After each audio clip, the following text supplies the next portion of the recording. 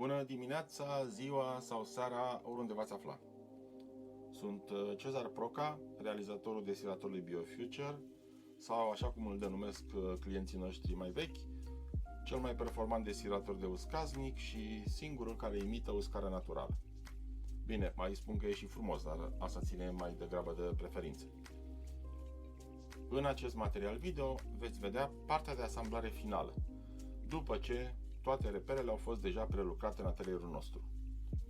În medie, un destilator se realizează în circa 7-8 ore, plecând de la prelucrarea primară a componentelor până la montarea finală, după care urmează faza de testare, care durează circa 24 de ore în condiții variate de temperatură. Inițial, acest echipament a fost realizat dintr-o ambiție personală de a avea acasă un destilator mai altfel, mai performant, mai eficient, mai ușor de întreținut și mai elegant, firește, după gustul meu. Ulterior, el a fost multiplicat, upgradat continuu pe baza recomandărilor și observațiilor constructive primite de la clienți, astfel încât, în acest moment, toți cei care l-au folosit și care au avut deja o experiență și cu alte destilatoare, deci pot face o comparație, sunt unanimi în ceea ce privește supremația eficienței și calității produselor finite obținute cu destilatorul BioFuture. Bun, cei care nu au folosit niciodată un destilator se întreabă cu ce este diferit acesta produs de noi față de oricare altul. Firește, din aceeași clasă, adică cu ventilație orizontală. În primul rând, este vorba de conceptul care a stat la baza proiectării lui, acela de a imita, pe cât posibil firește, uscarea naturală, dar în condițiile confortului de acasă și fără pierderile mari aferente uscării naturale, datorate condițiilor improprii de igienă. Uscarea naturală are câteva caracteristici. Ea se face blând, produsele se usucă în profunzime, la temperatură joasă, astfel încât nu doar nutrienții, dar și enzimele, culoarea, aroma, se păstrează în proporție mai mare și pe termen lung. Destilatoarele de marcă de pe piață sunt de fapt niște cuptoare, adică aerul este recirculat în interior, uscând rapid la suprafață și păstrând o parte din umiditate în interiorul produselor. Cam așa cum preparăm puiul la cuptor, să fie crocant la exterior și să fie zemos în interior. De aceea, chiar în manualele lor de utilizare se recomandă ca produsele uscate să fie păstrate timp de maxim 3 luni în borcane de sticlă închise hermetic și la frigider. Ori eu am vrut să le păstrez pe o perioadă mai lungă, de la un sezon la altul, și să nu-mi umplu frigiderul cu borcane.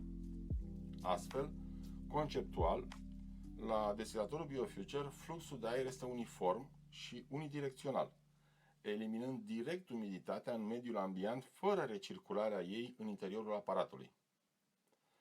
Acest mod de lucru a mai eliminat un neajuns important, din punctul meu de vedere, acela al condensului format în interior, condens care face ca igienizarea ulterioară să fie dificilă. Bine, uneori apa în exces adunată în tăvița de jos, asta la modelele care au această tăviță, se poate scurge și afară, dar asta ține de atenție.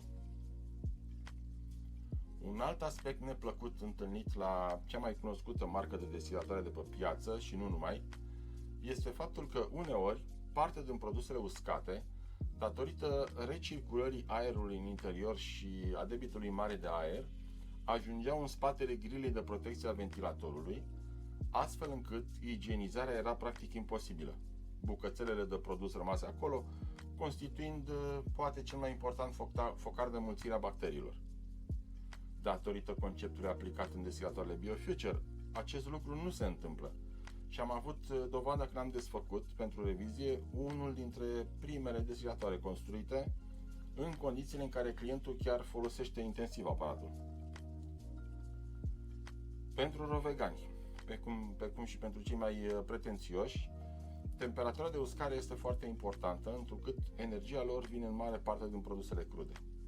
Și atunci, prin uscare, este imperios necesar să nu depășim temperatura de 42-43 de grade, conform teoriilor, însă, în urma unei discuții avute cu domnul Ovidiu Băjor, Părintele fitoterapiei românești mi-a confirmat teoria conform căreia uscarea cea mai potrivită se face la temperatura apropiată de cea a corpului uman, adică undeva pe la 36-37 de grade.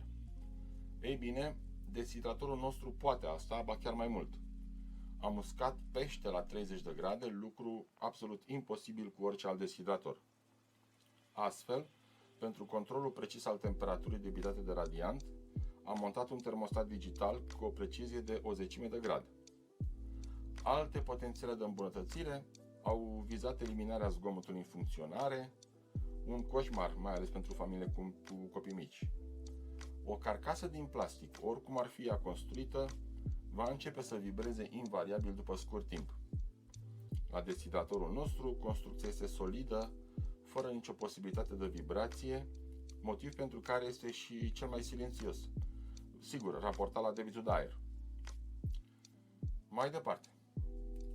La alte deshidratoare, de regulă, pereții laterali sunt canelați, astfel încât sitele din plastic să gliseze pe aceste canale laterale. Ei bine, curățarea acestor canale este destul de dificilă și cu siguranță nu putem acoperi cu ușurință toate colțurile interioare, ceea ce rămâne acolo constituind un alt focar de înmulțire a bacteriilor.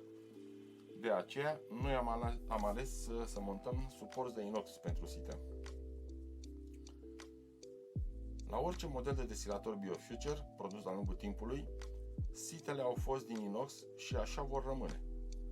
Sigur, mai pot să menționez și că aerul este filtrat înainte de a fi aplicat asupra produselor, că geamul de sticlă ne permite să vedem în timp real procesul de deshidratare, că se curăță, asta dacă se murdărește, lucru puțin probabil, foarte ușor, că potențialul de înmulțire a bacteriilor în interiorul aparatului este aproape zero și alte asemenea mărunțișuri, însă până la urmă, chiar dacă și aspectul și funcționarea sunt importante, cel mai mare beneficiu al deshidratorului BioFuture este și va rămâne calitatea produselor obținute.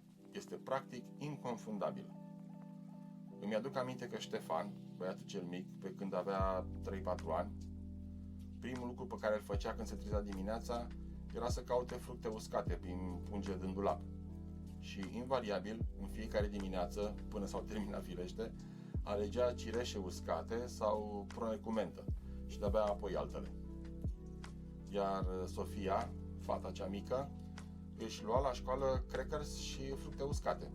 Nu doar pentru ea, ci și pentru alți colegi, asta în locul clasicului sandwich cu șuncă sau cașcaval și măr. Mi-aduc aminte de altfel și de celebrul șorici din fructe, denumire lansate de noi pentru a-i atrage și pe cei cu alimentație convențională să încerce produse de origine vegetală. De fapt, o combinație de ananas și banană, care, pasate și uscate în strat subțire, seamănă incredibil cu clasicul șorici. În plus, poate cel mai important aspect ce ține de eficiența acestui deshidrator este faptul că prin acest mod de uscare, produsele rezistă mult și bine. Chiar și 2-3 ani în loc de 2-3 luni, fără niciun conservant, aditiv sau soluție pe bază de zahăr sau sare sau lămâie aplicată pe produs înainte sau după uscare. În fond, scopul uscării nu este doar acela de a produce crackers, pâinici, clătite, bomboane gumate din fructe sau alte produse preparate.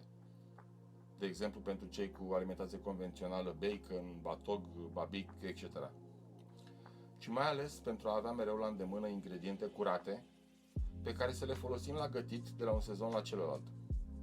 Știm cu toții diferența de preț între un produs în sezon și același produs în extra sezon. Diferența de preț care poate fi și de 3-4 ori mai mare uneori. Asta pe lângă diferența de calitate, gust, aromă, nutrienți și, surpriză, produsele uscate în deshidratorul BioFuture nu necesită păstrarea în borcane de sticlă închise hermetic, ci doar în pungi de hârtie, nu din cele cerate, ci simple, craft, păstrate într-un mediu uscat, în cămară sau într-un dulap. Este extrem de comod să combini niște legume uscate și să faci iarna în 15 minute o supă de legume concentrată, fără să mai faci cumpărături, fără să mai stai să cureți. Uneori mai arunci o parte din ce ți-a rămas după ce a stat în frigider o săptămână, știm cu toții cum se întâmplă.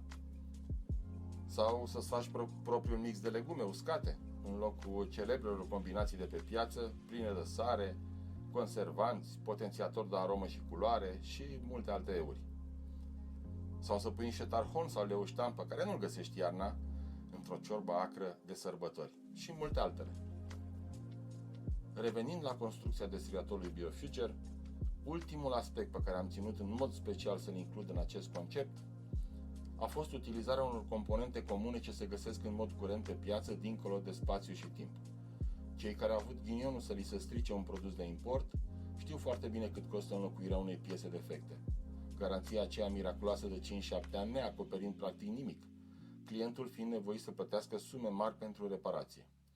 Ei bine, personal nu știu ce se va întâmpla mâine, însă cu siguranță orice simplu electrician va putea repara un deshidrator BioFuture chiar și peste mulți ani de acum încolo, dacă va fi cazul, cu piese ce se găsesc ușor pe piață. Întreaga specificație tehnică o găsiți pe site-ul nostru, iar dacă mai aveți întrebări, mă puteți contacta și telefonic la numărul de pe site. Vă doresc să vă alegeți deshidratorul după ce v-ați informat bine înainte și să țineți cont că până la urmă cel mai potrivit deshidrator este cel pe care vi-l permite bugetul și care vă oferă cea mai mare satisfacție raportată la investiție.